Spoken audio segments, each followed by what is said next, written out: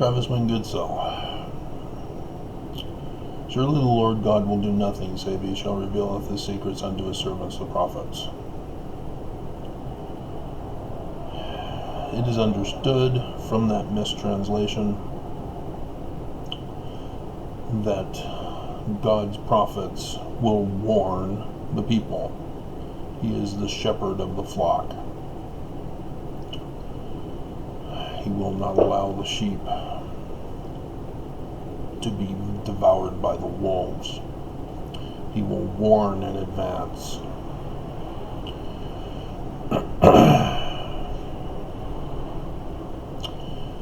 In 19 July 1840, Brigham Young chose not to publish this because it comes right out and prophesies, exposes that Brigham Young and his 12 will murder Joseph Smith.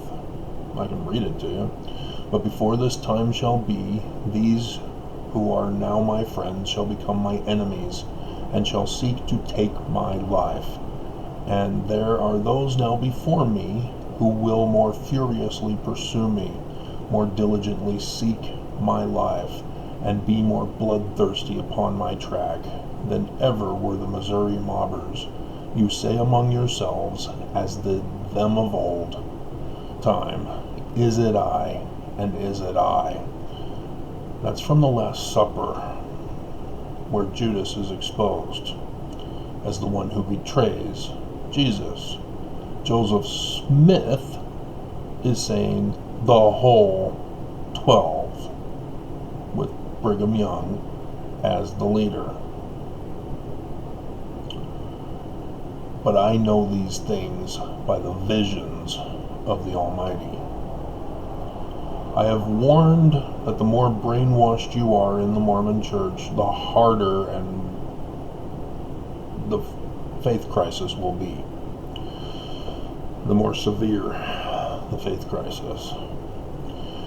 But this one is in relation to the warning that is given to us.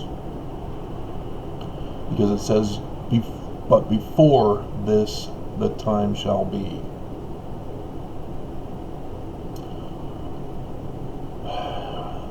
It says at the beginning of the paragraph, then the enemy shall come as a thief in the night, and, blank line, scatter the servants abroad. When the seed of these 12 olive trees are scattered abroad, they will wake up the nations of the whole earth. Even this nation will be on the verge of crumbling to pieces and tumbling the ground. And when the Constitution is upon the brink of ruin, this people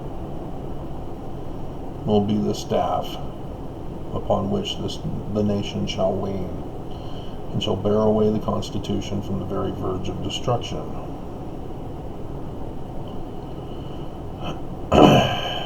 And then he says, gather the servants for the fight, to fight the battle of the Lord.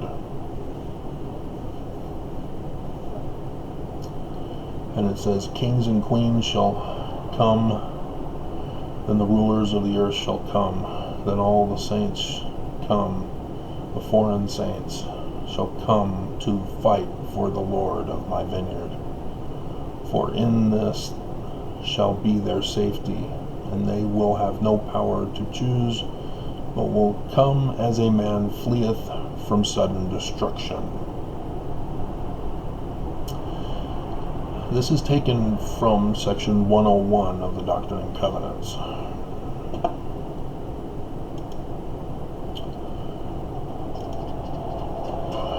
Verse 51. This is a parable Joseph Smith gave of the latter days. The servants are not the 12 olive trees. The servants are the leaders of the church. Joseph Smith reveals that Brigham Young will murder him and usurp his church. and we'll call it the Church of Jesus Christ of Latter-day Saints, section 115.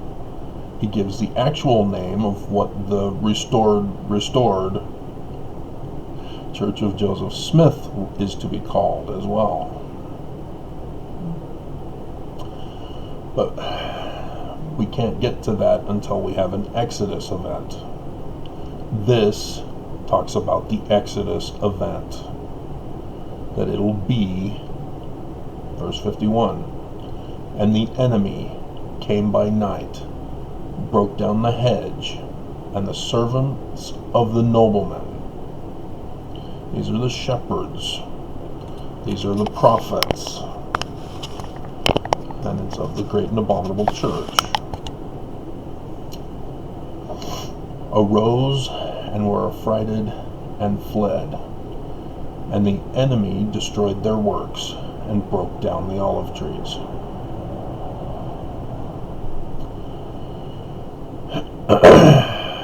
It talks about verse 49, might not this money be given to the exchangers? There's the betrayal price that is being referred to there. President Russell M. Nelson paid for the war in Ukraine and is profiting thereby. Everybody knows the war in Ukraine is the Armageddon battle. Though many are confused, thinking that it still has to go to Jerusalem. The book of Revelation and other passages referring to a war in Jerusalem are all parable stories, just like the book of Revelation. They're apocalyptic literature. They are not to be taken literally. They are coded. So dragon is coded, for example. So you don't have real stuff mixed with coded stuff. We are the learning of the Jews as Mormons. I'm gonna have to turn back on the fan.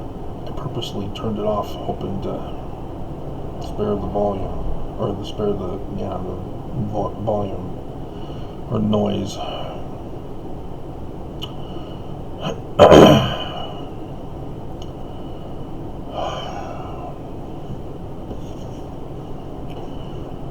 And so, as you've probably heard, Putin is using similar tactics to Hitler with his invasion in World War II.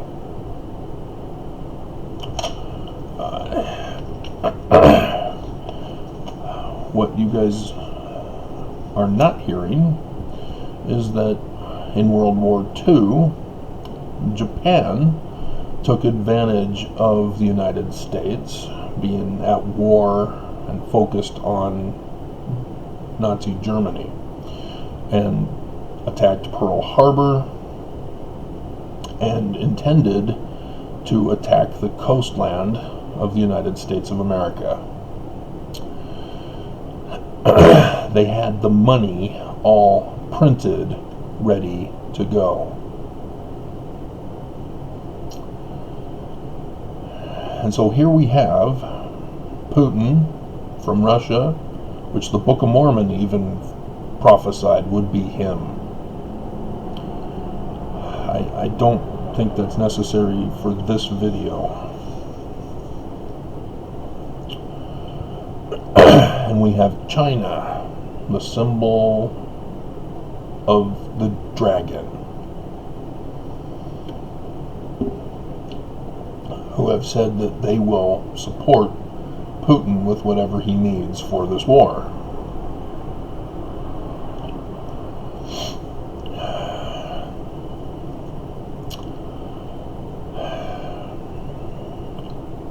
And so let's go over this. The enemy came by night.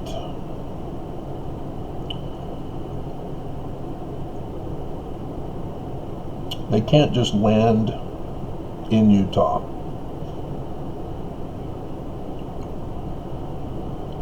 They would have to pass over the west, or the east, or the north, or the south.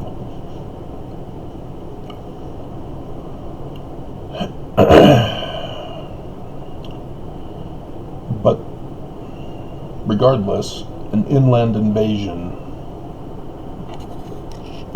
would definitely get attention. China has a military force of 2.8 million. From the coast, San Francisco, which has a freeway directly, I think it's the 80, directly into Salt Lake City, it takes a driving time of 11 hours 39 minutes. A day away. So, hypothetically, tonight at midnight, China attacks the coastland. We here in Utah would wake up in the morning to hear that China had attacked. And we'd know by then the success of the attack. And we would know whether or not they were headed our way. Like I said, the 80 is a direct route to Salt Lake City. I've noticed on the maps of the United States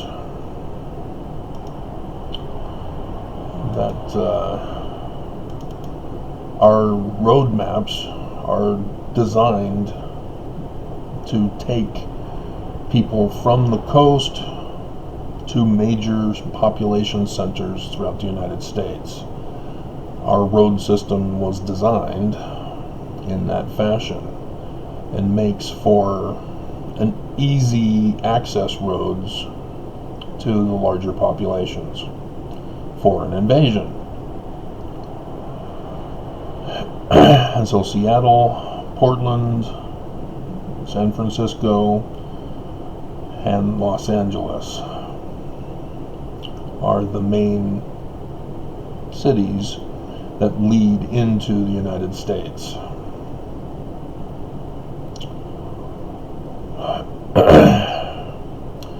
And so what would happen during that scenario? Well, yeah, our National Guard and all forces here in the United States would immediately head west.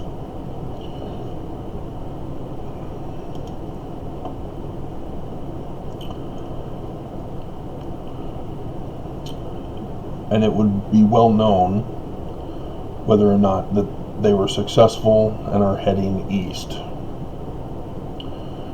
Those here in Utah would know that it's coming.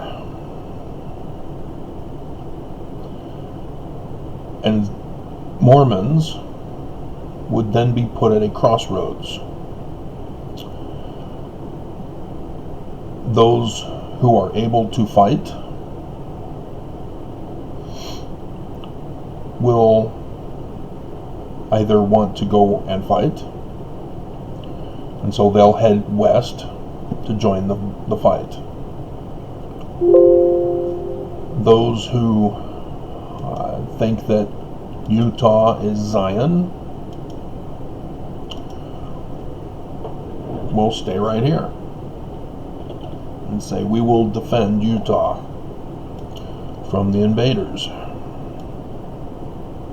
This is Zion.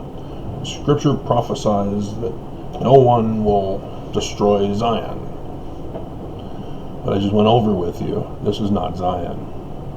But Mormons will refuse to know this, will refuse to believe the truth, as they're not likely to hear my video warning. And so you will have Mormons who will stay behind. Just like in Ukraine, there were Ukrainians who stayed behind. Oh, surely they'd never come here. Surely this is not their intention. Surely they wouldn't do it. Surely they wouldn't murder civilians. Surely they wouldn't bomb hospitals. Surely they wouldn't bomb apartment buildings of civilians. Surely they wouldn't bomb churches. Surely they wouldn't bomb schools. Getting the pattern?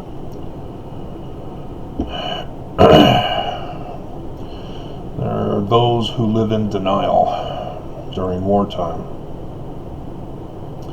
There will be other Mormons who will think, should we go to Missouri? Is this it? Joseph Smith tells us very clearly, the servants of the noblemen arose and were affrighted and fled. So Thursday, in this hypothetical scenario, the prophets are meeting at the conference center for their dress rehearsal. And so everybody that will be involved in conference will be in attendance.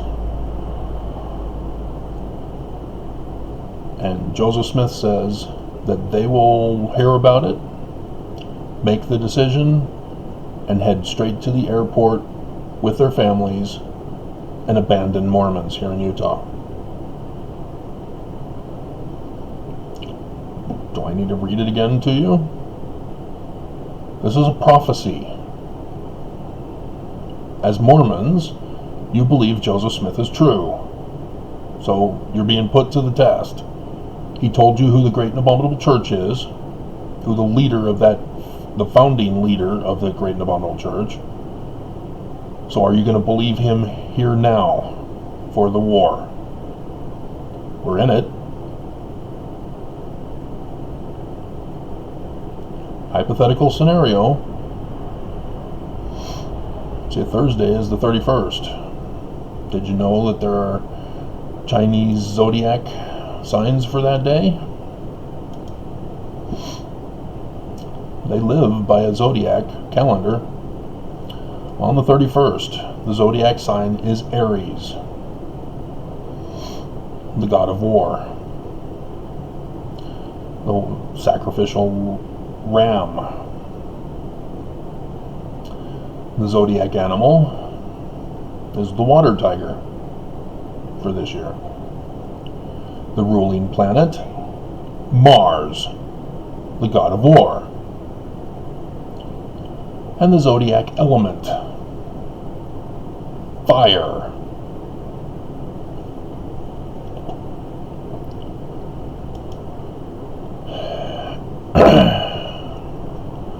The enemy came by night, destroyed their works, broke down the Mormons. This is what Joseph Smith is talking about here, guys.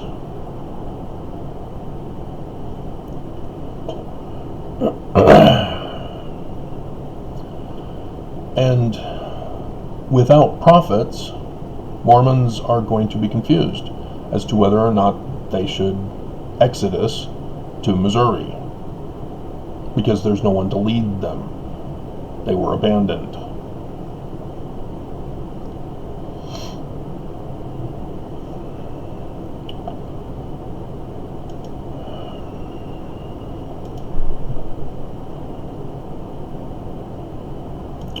In Isaiah chapter 13, which is carried over into the Book of Mormon,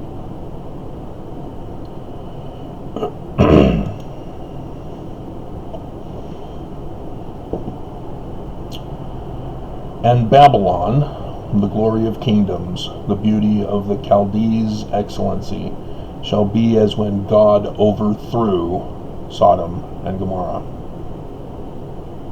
By what? Fire. It shall never be inhabited, neither shall it be dwelt in from generation to generation. Neither shall the Arabian pitch tent there, neither shall the shepherds make their fold there.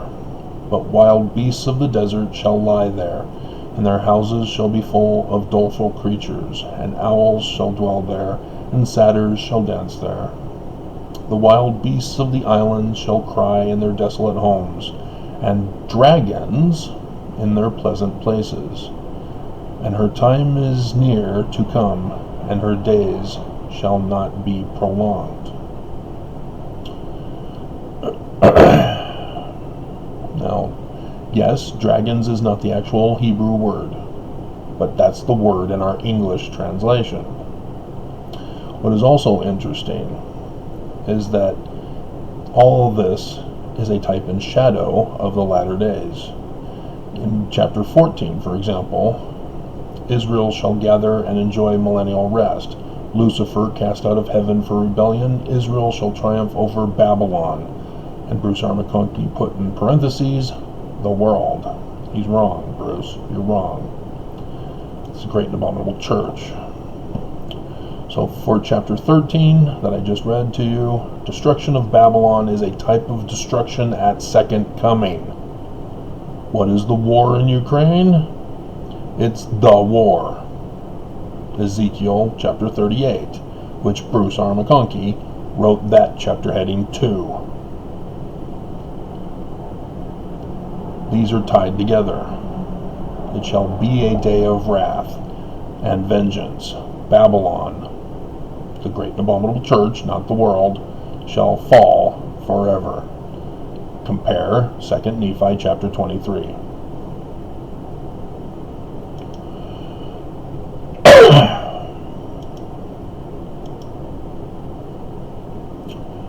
Isaiah chapter 27, verse 1. In that day the Lord with his score and great and strong sword shall punish Leviathan. It's a sea serpent, the piercing serpent, even Leviathan, that crooked serpent, and he shall slay the dragon that is in the sea. Why would he need to slay the dragon unless the dragon's attacking?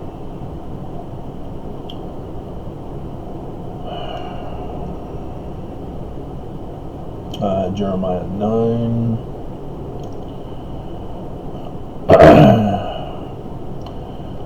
Shall I not visit them for these things, saith the Lord? Shall not my soul be avenged on such a nation as this? For the mountains will I take up a weeping and wailing, and for the habitations of the wilderness a lamentation, because they are burned up. Day that shall burn as an oven, so that none can pass through them, neither can men hear the voice of the cattle. But both the fowl of the heaven and the beasts are fled, they are gone. And I will make Jerusalem heaps and a den of dragons. I will make the cities of Judah desolate, without inhabitant. Judah is phonetically the same as Utah,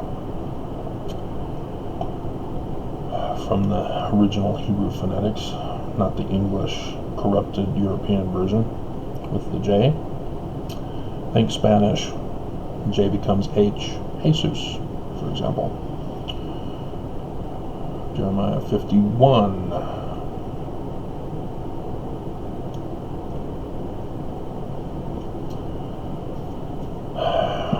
Verse 33. For thus saith the Lord of hosts, the God of Israel, the daughter of Babylon is like a threshing floor. It is time to thresh her. Yet a little while, and the time of her harvest shall come. Nebuchadnezzar, the king of Babylon, hath devoured me. He hath crushed me. He hath made me an empty vessel. He hath swallowed me up like a dragon. He hath filled his belly with the delicates. He hath cast me out. The violence done to me and to my flesh be upon Babylon, shall the inhabitant of Zion say, and my blood upon the inhabitants of Chaldea shall Jerusalem say. Therefore thus saith the Lord, Behold, I will plead thy cause, and take vengeance for thee. I will dry up her sea, and make her springs dry. and Babylon shall become heaps, a dwelling place for dragons, an astonishment, and a hissing, without an inhabitant.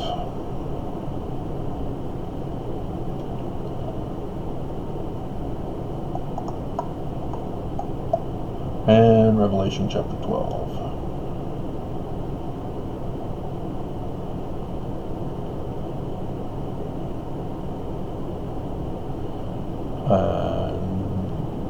Michael and the angels fought against the dragon.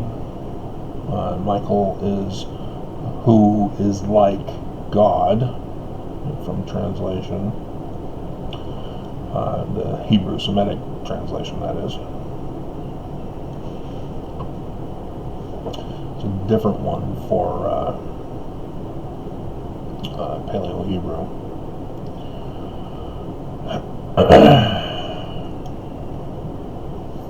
And the dragon was wroth with the woman. In chapter 12, he describes the dragon as red, a red dragon. China has always had the symbol of the red dragon. There are other colors of dragons. They're into dragons.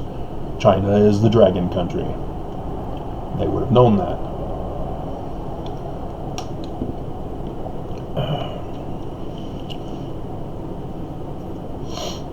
So, John is referring to China.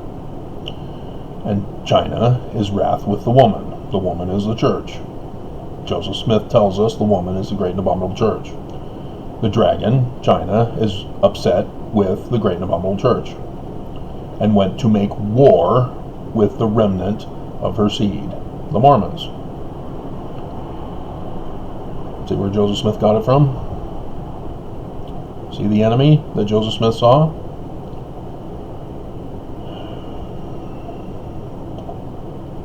So in the hypothetical,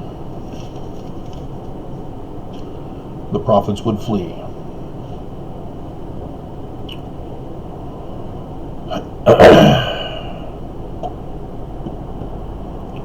But that all requires that the scriptural prophecies, the signs in the heavens, will be in the likeness of things on the earth. Revelation chapter 12 verse 1 in the Joseph Smith translation says that. So that is the intention of the Smiths.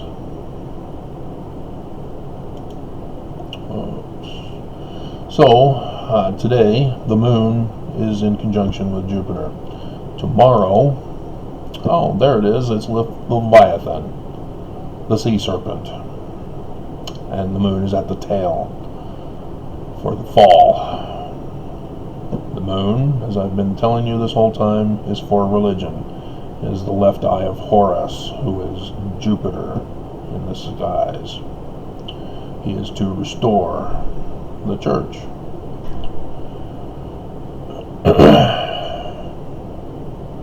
He is the man like Moses. He is after the learning of the Jews. I found it quite amusing that everybody knows this is World War III, as contained in prophecy in Scripture. And because everybody knows this, I find it amusing that they would hold peace talks in Istanbul. Now, it's not Constantinople, but it was. They moved it in 1930 to Istanbul. Constantinople means the city of Constantine. Constantine was the one who created Jesus. At the Nicene Council, with the Nicene Creed, which Joseph Smith says was an abomination. The creation of Jesus, Joseph Smith tells us in the first vision, was an abomination. And there, the world believing in Jesus is coming, for the second coming, are holding peace talks during World War III, which everybody's concerned. Putin's pulling a scam again, probably poisoned the Ukrainian delegates again. Paying attention to the news? The guy who was poisoned is back and is in Istanbul.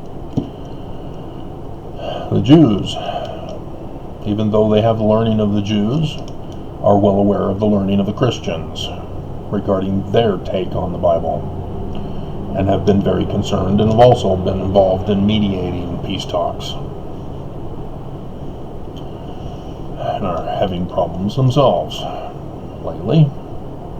That's a regular occurrence, though. So, on the 31st, for Aries, Fire, Mars, War, Water Tiger, the Water Dragon is right there at the tail of the dragon for the moon. And Revelation chapter 12 verse 4, stars fall from the tail of the dragon. So this is just a hypothetical. Joseph Smith isn't a true prophet, is he? He's a false prophet. He doesn't know what he's talking about. He's wrong. Brigham Young did nothing wrong. He's innocent. It was Joseph Smith who's wrong. You have to keep correcting him. It's not Nephi, it's Moroni. It's not Egyptian gold plates, they're golden. Alright? It was Jesus who came to him. Right? Joseph Smith is wrong. Therefore, Brigham Young did not murder Joseph Smith. Alright?